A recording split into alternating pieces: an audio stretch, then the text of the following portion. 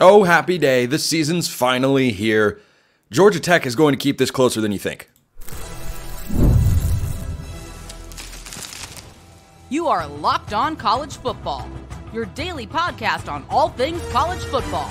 Part of the Locked On Podcast Network, your team every day. Welcome, everybody, to another episode of Locked On College Football. I'm your host, Spencer McLaughlin. Thank you so much for making this your first listen or your first view every day. Part of the Locked On Podcast Network, your team every day, and your daily source to stay up to date with the biggest stories in the greatest sport on planet Earth. And we've got football to talk about. Oh, my goodness.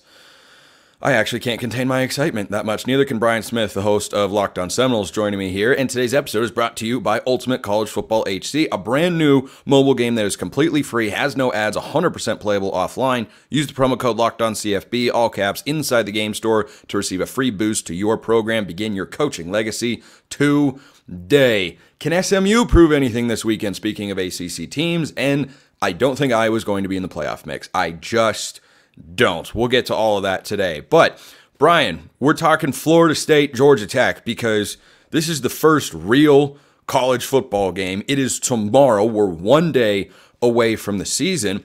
Florida State has the better roster on paper, but they have a lot more newness to work into the fold. Georgia Tech has got far more continuity here. You can start at the quarterback position, but it doesn't end there. You think Georgia Tech can hang around in this game. Why? What you just mentioned is part of it. Haynes King is the ultimate Dow Joneser, as Dick Vitale likes to say. Real high, real low, but 16 interceptions last year leave much to be desired.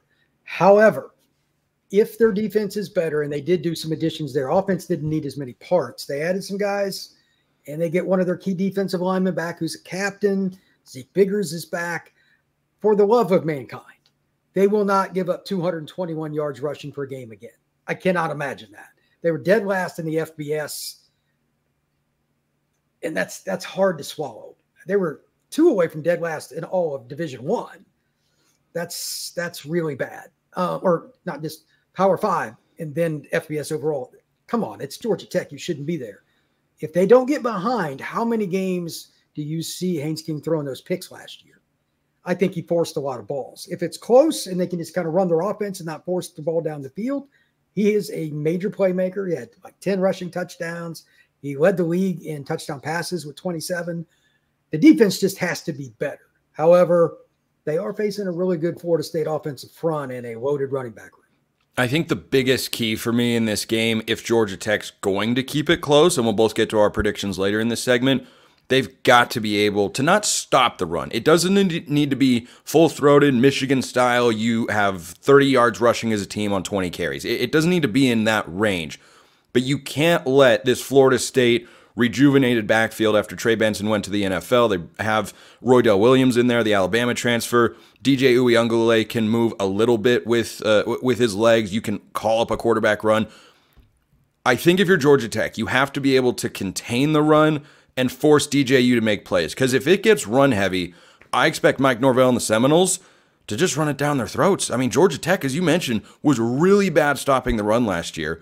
And we know that DJU is not a guy who you run the offense through and say, hey, go beat Trevor Lawrence or Deshaun Watson and go for 300 to 400 yards a game. No, he's best served as a complementary piece like he was at Oregon State last year, where he had a dominant ground game. So I think Florida State will want to establish that. And then the second key that I've got, Brian, is what you mentioned, the turnovers. Haynes King has to protect the football here. If he doesn't, I think this can get away from Georgia Tech pretty easily. But if you give me those 2 keys, which are doable for the Yellow Jackets, I think they can hang around. I don't know if they can actually win the game, but they could cover that 10.5 point spread. To win, I think they need to be +2 in turnovers, to your point. And that's, if you're +2 against anybody, you're in the ball game or you're really not on the same level talent-wise. Here's the other part to add on to you. Last year, Florida State went down almost a full yard per carry in average. Their offensive line was hurt all last year. It was insane. They've got more depth and more guys that have started than about any team in the country this year returning. To my knowledge, they are healthy. And they got Big Mo at center, who's a stalwart, and Darius Washington at left tackle, who will be at least an all-conference kind of guy, if not an all-American. Lawrence Tofili, they got Roydell Williams from Alabama. They're going to run it.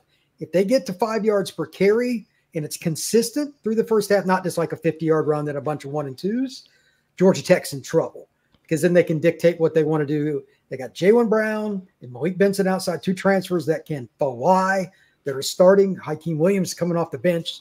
A little surprising. He didn't make a run at a starting job, but he's still in the mix.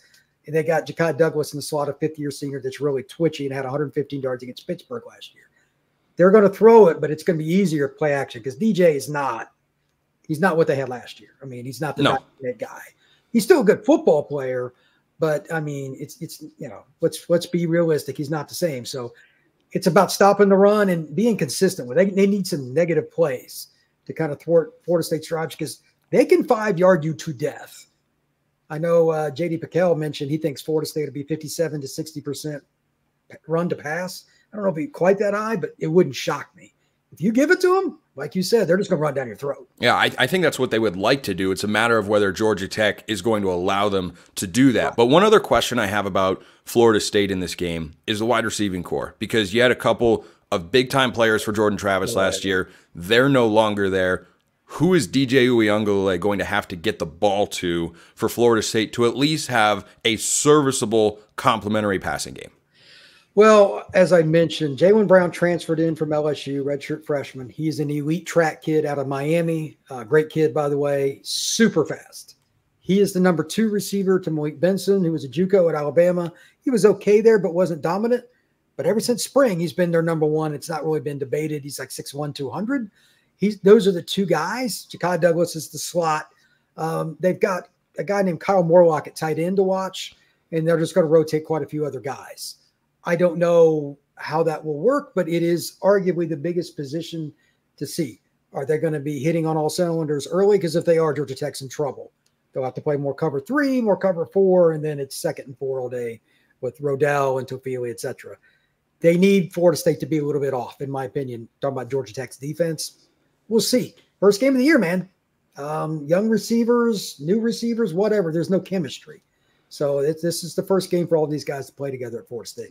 Typically, you'll hear coaches say this time of year, defense is ahead of the offense because the offense has a little bit more of an orchestra feel to it where everyone has to know their role. When do you go in and out? How do you compose that symphony so that it sounds perfectly? Whereas defense is, hey, we're just going to maul you, right? We're going to, like, there are schematic elements, but it's, hey, go hit somebody, just stop them from moving the football. So for the first time here on Locked On College Football, Brian, we are going to make game predictions after so many months.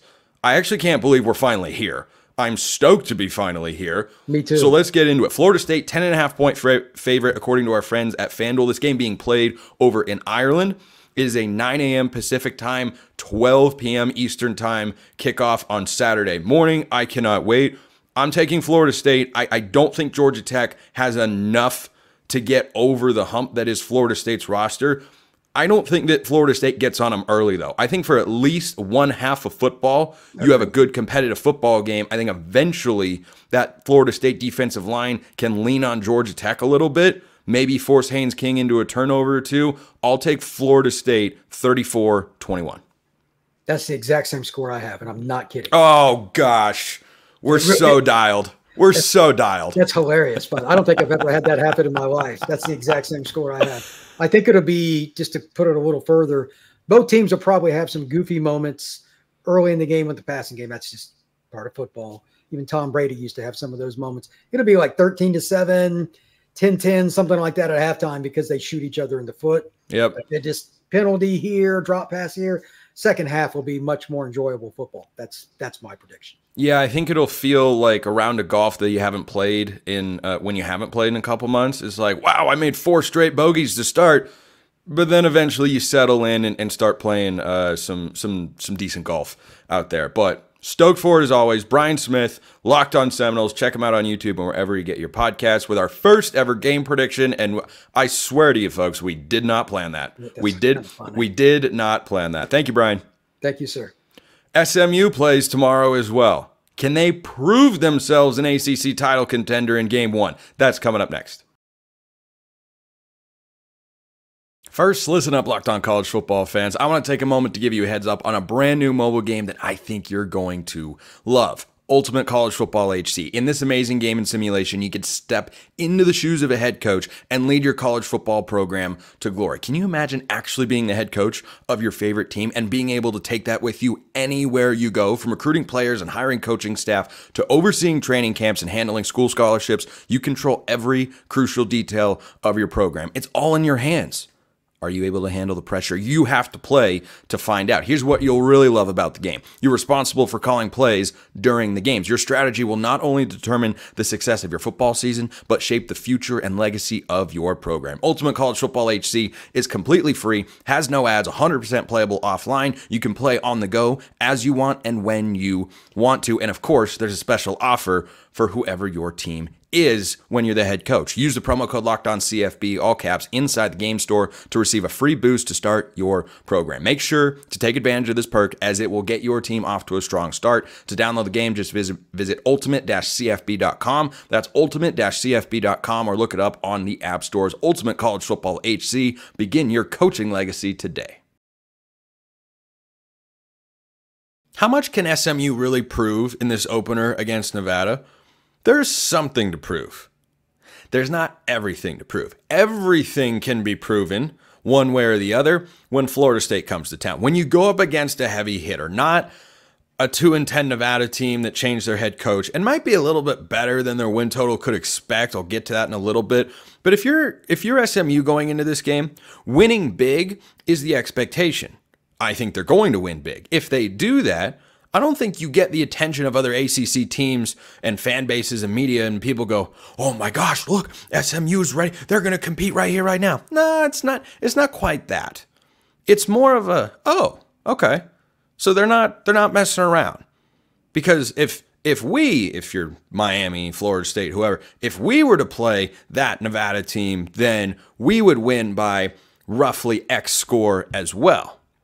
And that's what SMU is trying to accomplish, is prove at the very least to yourselves and to the rest of the ACC, who are judging you from the moment you step onto the field with that ACC logo on your patch, and whether or not you should be respected and considered an upper tier caliber program. You are going to be judged about how you adapt to that level of competition. How do you separate? So if you're an ACC team playing a low-level Mountain West opponent like Nevada, well, you should beat them pretty handily. And guess what? Vegas thinks they're going to. Now, this line opened once upon a time, according to our friends at FanDuel, at 19.5. It's moved up to 24.5. Woof. Woof. Is there value on Nevada plus 24.5? I don't believe so.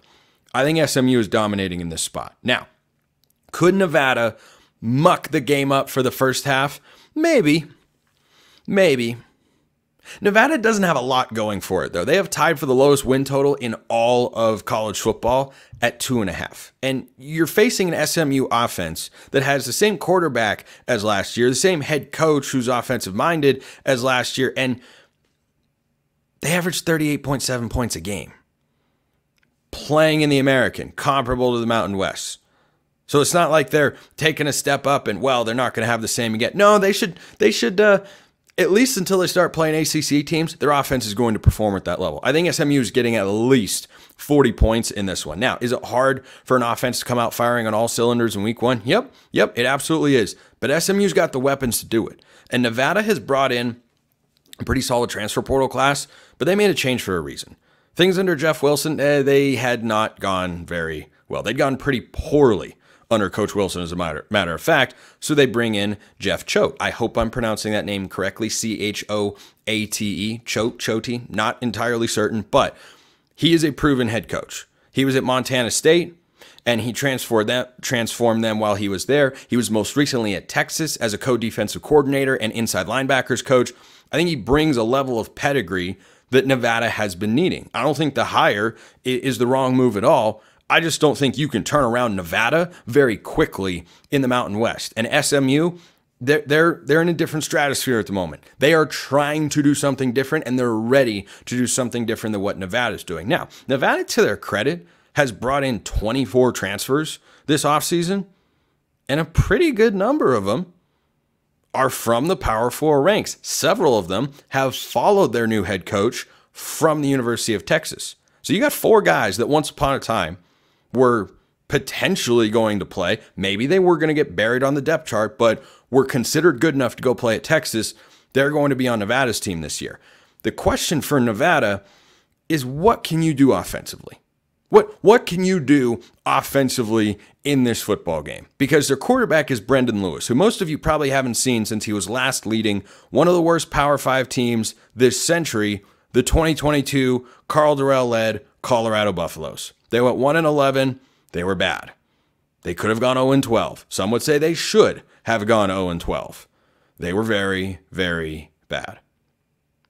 But he's a quarterback in Nevada now, and it's not as hard to play quarterback in the Mountain West as it was in the then Pac-12, RIP. But you're going up against SMU. That's an ACC team now. Now, the running back, Sean Dollars, is a former blue chip recruit. He was an Oregon guy. He's a good football player. Had a solid season last year. Could be in for an even bigger campaign this year, depending on how their offense produces. But Brendan Lewis on one side, Preston Stone on the other. There's a quarterback gap in this game, and it's advantage SMU.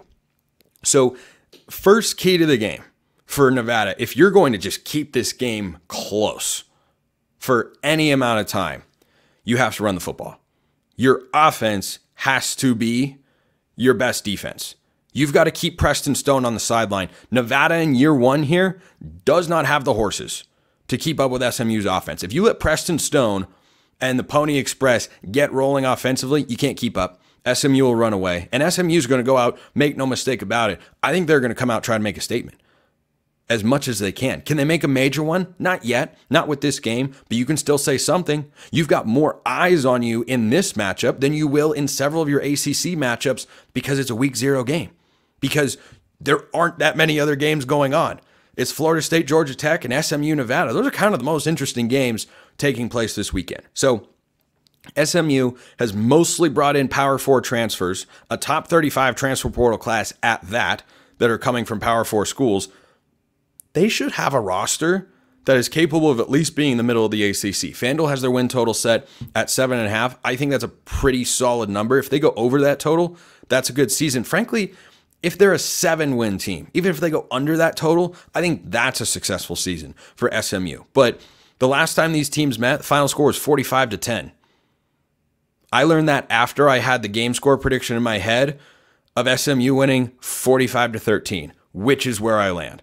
Everything here lines up in favor of SMU. And I think they're going to be extremely motivated. I think it's a really exciting game to watch from SMU's standpoint because it's the first impression. You only get one chance to make a first impression. You're playing a lowly Nevada team. Well, if you want to be a legit team in the ACC, if you want to be taken seriously, you go out and you curb stomp Nevada here. And they're going to have the tools to do it. Now, another question I have for Nevada. How do they slow Elijah Roberts? He was second in the American Athletic Conference in sacks last year. What do they even look like along the offensive line? Can they sustain a running game to keep Preston Stone on the sideline? I don't know. I don't know the answer to that question. But we're going to find out on Saturday. We're going to find out tomorrow, maybe even today, depending on when you're listening to or watching the show. So, Brendan Lewis and Sean Dollars in the backfield, they're going to have to be effective. They're going to have to run the football. They've brought in 24 transfers, as I mentioned, so maybe their roster's slightly better than last year, but it wasn't very good last year. It was not very good. This is not a Colin Kaepernick Nevada team that can beat, a top shelf Boise State team. That's just not going to happen. But the last key that I've got here for Nevada to even try and hang around, I see no possibility of an upset. This is an SMU win all the way. They'll go along their merry way with their first win with an ACC patch on the jerseys there. You got to disrupt Preston Stone, who was only a 60% completion guy last year, but he had 28 touchdowns and 6 interceptions. That's a pretty good ratio. He's a really good quarterback, really, really capable. If you have any shot of hanging around, you got to keep him on the sideline, and when he is on the field, you got to disrupt him. SMU lost their all-conference center, Branson Hickman. He transferred to Oklahoma. They still should have the advantage of the trenches in this game. That's what 24/7 Sports would tell you. That's probably what our eyes are going to tell us this weekend as well. So, fascinating matchup. That is the second biggest game happening this weekend. The first that SMU will play a non-conference game as a member of the ACC. So, I've got them 45-13. Big win coming for the Pony Express. Iowa's going to be a good team this year. They're solid. They're not a playoff team. It's not going to happen. That's coming up next. First, this episode is brought to you by our friends at Game Time. Game Time has a new feature called Game Time Picks that makes getting tickets for your favorite live events even easier. Game Time Picks filters out the fluff to show you only incredible deals on great seats so you don't have to waste time searching through thousands of tickets. Game Time Picks has got a curation factor to it that makes it easier to save more on sports, concerts, comedy, theater, whatever you're looking for. Plus, they've got all-in pricing. You can toggle this feature and turn it on, and then you get to see your total up front with no surprise fees at checkout, which I'm sure many of you think is the most annoying thing about buying tickets. It is, and you don't have to deal with that with Game Time. You can also get a panoramic view of your seat before you arrive so you know what to expect. Take the guesswork out of buying concert tickets with Game Time. Download the Game Time app. Create an account, use code LOCKEDONCollege for $20 off your first purchase. Terms apply. Again, create an account, redeem code LOCKEDONCOLLEGE. That's LOCKEDONCollege for $20 off. Download Game Time today. Last minute tickets, lowest price guaranteed. Oh, Iowa. Good old Iowa. Good old head coach in Kirk Ferentz. They're just going to be good. They're not going to be great. I have far more faith. These two teams get compared a lot because they're literally polar opposites. I have far more faith in USC's defense making improvements than I do Iowa's offense making improvements. And guess what? They could wind up with the same record. This is going to sound very anti-Iowa. You may interpret it that way if you like. I'm just telling you, they're not a playoff team. Cade McNamara, he's fine. He's fine. Think about this. Cade McNamara, with that Michigan roster and that program under Jim Harbaugh, couldn't win a playoff game. J.J. McCarthy gets inserted, national championship. There's a gap between good quarterbacks in college football and Cade McNamara. He's fine. He's capable. I didn't overreact to the scrimmage stats, which were horrible. It just reminded me, oh yeah, that's right. Iowa plays really good defense. Iowa's going to play really good defense, and Iowa is not going to play great offense. Tim Lester comes in as the offensive coordinator. It can't be worse. It can't be worse, but do I expect a revolution on that side of the ball? No. Do they need it? Not necessarily. I still am going to be in believe it when I see it mode when it comes to Iowa. I don't buy it. Across the board, I do not buy it. That said, they are still going to be better than most teams in the Big Ten, as they have been for quite a while. So, how are they going to get to either 9-3 or 8-4? I'll tell you. Illinois State is who they begin with. That's a win, obviously. Duh. Plainly obvious there. Let me come back to the rivalry game and get through a couple more. Troy at home, I think that's a win. Ohio State, I think that's a loss. The two games that I've glossed over here, either one could be a win, either one could be a loss. I think Minnesota's fine. I don't think Minnesota's great, but that game is being played in Minnesota after they play Troy. Don't tell me that Minnesota can't win that football game. They absolutely can. I think between at Minnesota and later in the season, when they go at Maryland, I think Iowa is upset in one of those games. I do. Week 2 against Iowa State, I don't feel confident enough to make a pick yet. I have this as a toss-up, and guess what? Vegas does too. According to our friends at FanDuel, that spread is Iowa minus 2.5. They're at home. And that's minus 2.5. Now, this series has been dominated by Iowa, so I lean towards the Hawkeyes. I'm just not in the make-a-pick camp just yet because we're still in the month of August. I know the season starts tomorrow or today, depending on when you're listening to or watching this particular show, but I reserve the right with every team prediction to have one game as an outright toss-up going into the year. I think that is this game. I think Iowa State is a complete toss-up. You get the rivalry factor. I like Iowa State. I think Iowa is good. Iowa State's got the better offense. First to 20 points wins. Go look at the last 4 scores in this matchup. First to 20 points probably wins the game. It's not going to be a big over-under. It's going to be a pretty small over-under, as a matter of fact. And that game here, let me actually pull up the over-under here according to our friends at FanDuel. Iowa and Iowa State. There just can't be a lot of games with that. Yeah, that's a 37.5 over-under. Boy, I would. Ooh. That's an under bet to me. That's an under bet to me. So, like 2017, doesn't that kind of sound like how this game ends? Or 23-16, like, well, 23-16 would be over. But 17-14, 17-13, like, feels like one of those kind of games because that's what it's been as of late. So I think that's a toss-up. And after the Minnesota game, where they will be at worst 2-2, at best 4-0, which means they probably come down 3-1. That'd be my guess. They go at Ohio State. I legitimately don't think they're going to score a point. Much like the Big Ten championship game a year ago, when I correctly predicted they would not score a point, would lose 27-0. Well, I was pretty darn close. So they're not going to score a point in Columbus. Ohio State's defense is going to blank them. They come back home. They play Washington. I think they win that game. Could lose it. Could lose it. I like Iowa more than Washington. A lot of turnover up in Seattle. I trust Kirk Ferentz at home. The Iowa faithful will be out in full support. And Washington will be fine this year. But I think Iowa's going to be a little bit better. I might even take Iowa if this game were in Seattle, but Iowa's at home, so I'm taking the Hawkeyes there. They go at Michigan State. Again, don't sleep on Jonathan Smith's ability to pull an upset, but Iowa's the better team top to bottom. That's year one of a rebuild, and Kirk Ferentz is not there. Iowa wins that game. Northwestern at home. Again, I have a lot of these with Iowa because I don't have a tremendous amount of faith in their football team. Northwestern at home. I'm picking Iowa to win. I don't think it's going to be pretty. Between Michigan State, Northwestern, and Washington, I will not be shocked, though going into the year, I think all three are wins. I'm not going to be shocked if one of those comes up a loss. I'd be surprised if 2 or 3 of them come up as a loss. That would be a disaster territory for Iowa, but that's not going to happen. But if they lose one of those, I won't be shocked, even though 2 of them are at home. Then they play Wisconsin. That's a game I think they lose at home. I like Wisconsin. Don't love them, but I like them. This is going to be a solid Wisconsin team. You might look at their win total and say, wait a minute, it's only 6.5. They're at best an 8-win team, at worst a 4 or 5-win team. That doesn't tell the whole story. Wisconsin has a really tough schedule. They've got to play Alabama. They've got to play Oregon at home. It's a tough slate.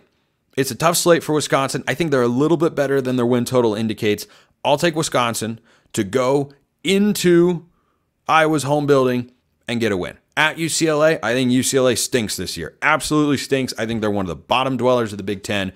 That's a win for Iowa, even on the road. Maryland, again, these feel like go either way games because they're on the road. Minnesota and Maryland, I think that's a split. Because in one possession games, you can go 2-0, you can go 0-2. You probably end up going 1-1. On the average, that's where I think Iowa falls. And then last week of the regular season, I think they'll have enough to beat Nebraska. I think. You see how I don't feel supremely confident? It's because I don't. It's because I don't. Even in the games where I'm picking Iowa to win, I don't have a high level of confidence. Not because I don't think they're going to be able to keep the game low scoring enough, but because I just don't know if they're going to score enough points. And they win a lot of games that are these low scoring slugfests. And, last year against Minnesota, I think it was, they had the Cooper DeJean punt return for a touchdown. And it's just, there are a lot of things like that make me go, I don't think they've improved enough offensively to get themselves in the college football playoff discussion. I think they are 9-3 most likely. 8-4, it's an or. 9-3 or 8-4. Lean towards 9-3 because I do trust Kirk Ferentz. He's got a very, very high floor. That much has been established as a head coach, and I trust him with this schedule, which isn't horrifically brutal, but I think it's got enough to trip him up. Like Nebraska, I have as a win. Washington, I have as a win. Northwestern, I have as a win. They could lose any one of those games. They could beat Wisconsin and lose one of those games. They could beat Minnesota. They could lose to Maryland. They could beat Maryland. They could lose to Minnesota. I think Iowa's going to be a really exciting team. I talked about Ohio State recently on the show and how they are one of the most boring teams in college football this year because they only have 3 regular season games that are interesting. Michigan, Penn State, Oregon. Those games are going to be electric. They're going to be great. Every other Ohio State game, snooze fest. It's going to be a snooze fest every single week except for those 3. Iowa's not going to be the case. I think Iowa's going to play 9 or 10 highly competitive football games this year, and I can't wait to watch. But 9-3 in the Big Ten, that's not getting you into the playoff. You can knock on the door. I don't think you get there. I don't think Iowa will have the resume to do it. That's where I stand on the Hawkeyes. College football is here. Enjoy the weekend. Talk to you soon. Appreciate everyone listening. I'll see you next time. And until then, hope you have a wonderful rest of your day.